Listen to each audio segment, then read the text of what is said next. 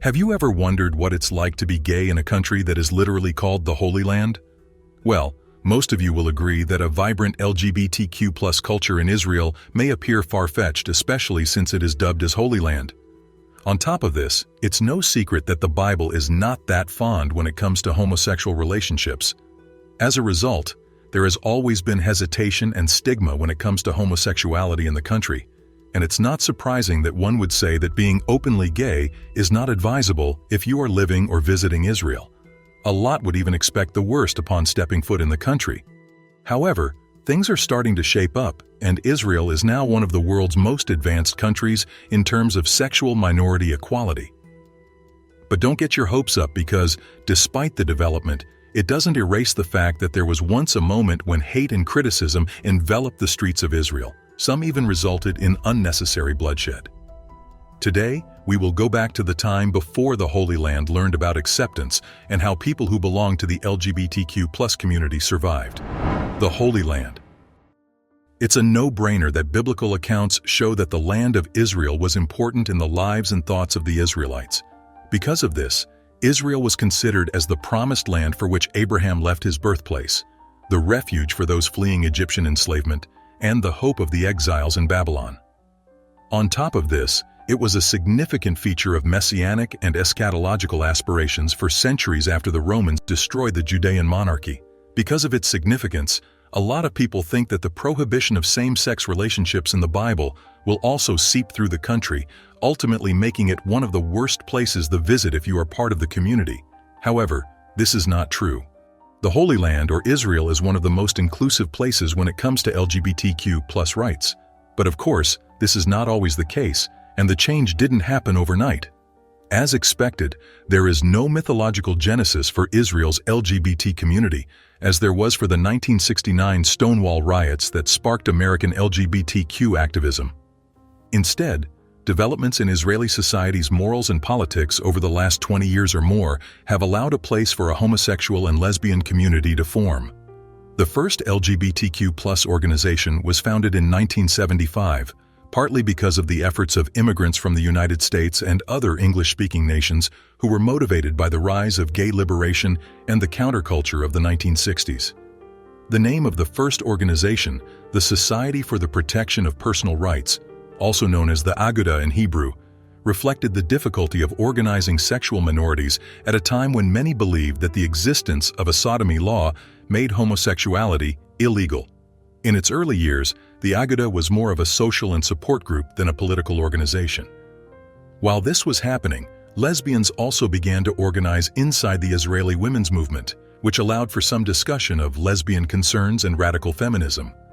However, for many years, Israeli lesbians focused their efforts on feminism rather than the fight for gay and lesbian equality. But just like any kind of revolution, there were also a handful of setbacks, especially for a community trying to create a safe space in a place well known for its very unwelcoming history when it comes to homosexuality. As a result, many people found it difficult to build a homosexual identity when Israel was still in the throes of its Zionist movement. Zionism, the Jewish national liberation movement, intended to establish a new Jew as part of the revival of Jewish sovereignty. The new Jew would farm or labor in blue-collar employment, rather than the bourgeois professions pursued by Jews in the diaspora. For many years, discussion of several social topics and challenges was also hampered by the Jewish state's security problems. The public agenda did not include, among other things, the role of Mizrahim, or Jews who emigrated to Israel from Arab nations, in a society dominated by European-born Jews, women's emancipation, equality for Palestinian residents of Israel, or LGBTQ+ rights.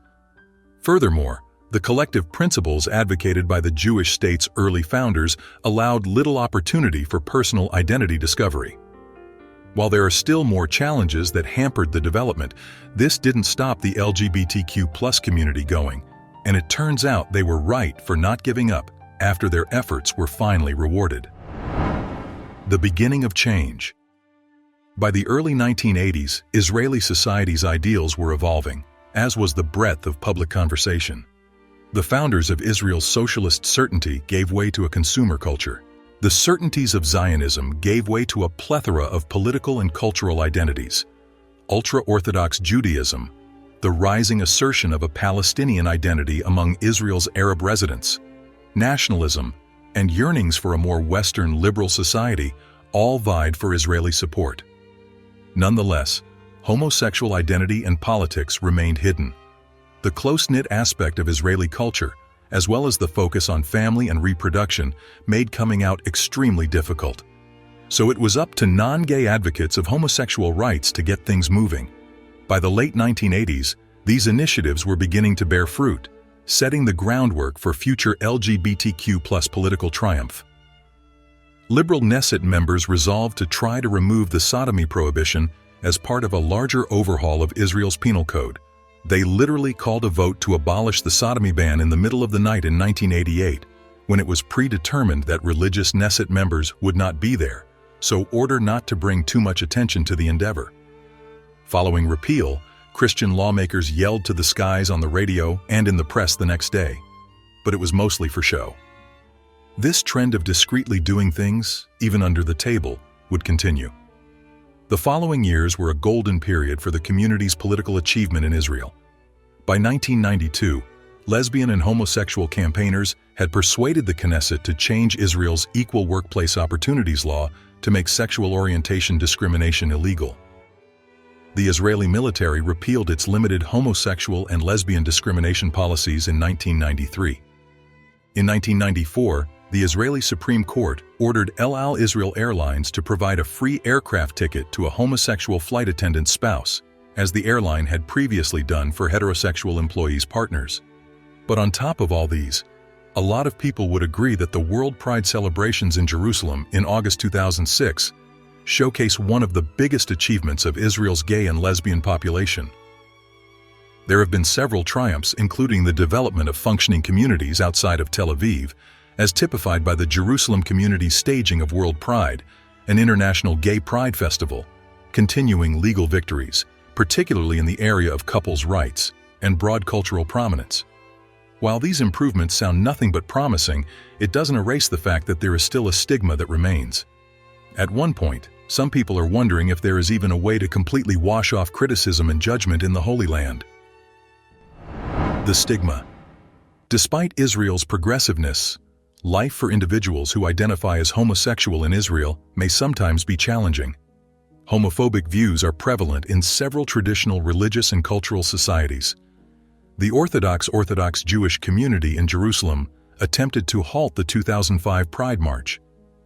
When Pride took place, a devout Orthodox Jewish guy attacked 3 attendees. He was eventually convicted and sentenced to 12 years in jail.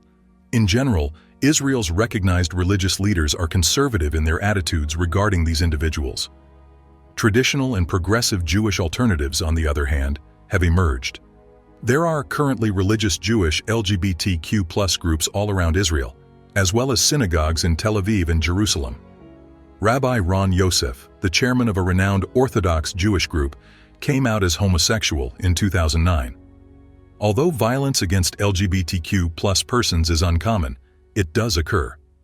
In 2009, a key Tel Aviv center for young gay people was attacked, and 2 individuals were killed in an apparent hate crime. Despite polls showing that a majority of Israelis favor same-sex marriage, same-sex couples are still unable to marry in Israel and must travel outside. Non-Israeli citizens can live in Israel as permanent residents with their same-sex partners, but they do not immediately gain citizenship. And while same-sex couples can adopt and get reproductive treatment, their offspring may have difficulty being recognized as legitimate by official religious groups. Not to mention how the Israeli movement has not embraced feminism.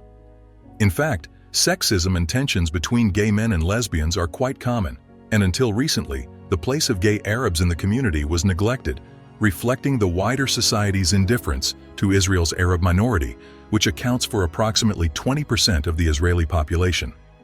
Also, the 2001 Tel Aviv Pride Parade, normally a celebratory hedonistic affair, got a dose of politics when a contingent called Gays in Black marched with a banner proclaiming, "There's no pride in occupation." A group called Kavisa Shhora, translated as Dirty Laundry, also sprung up, linking the oppression of sexual minorities to what it sees as Israeli oppression of Palestinians. As a result, the central event of World Pride, a parade through Jerusalem, had to be postponed for 2 years in a row. First due to Israel's redeployment from Gaza, and then due to the war that erupted on Israel's northern border as a result of Hezbollah's provocations. But before it had to be cancelled due to regional tensions, the march was building up to be a battle between Israel's religious establishment and the homosexual and lesbian community.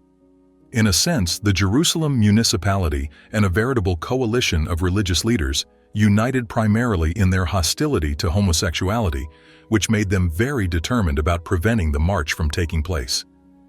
A coalition of local and international Jewish, Christian, and Muslim religious leaders argued that such a procession would be an assault on the city's sacred identity. They said that homosexuality was so contrary to the principles of all three monotheistic faiths that a parade for such acceptance and equality would eternally taint the holiness city. This brings us to the beginning where Israel is deemed as the Holy Land. While there is still a lot of oppression present, I think it's safe to say that there is also remarkable progress that should not be ignored. While there's still a long way to go, Israel might be on the way to becoming one of the safest places for people to express their true identity and fight for their love. How about you? Let us know in the comments below. Also, make sure to give this a like and subscribe for more stories from history.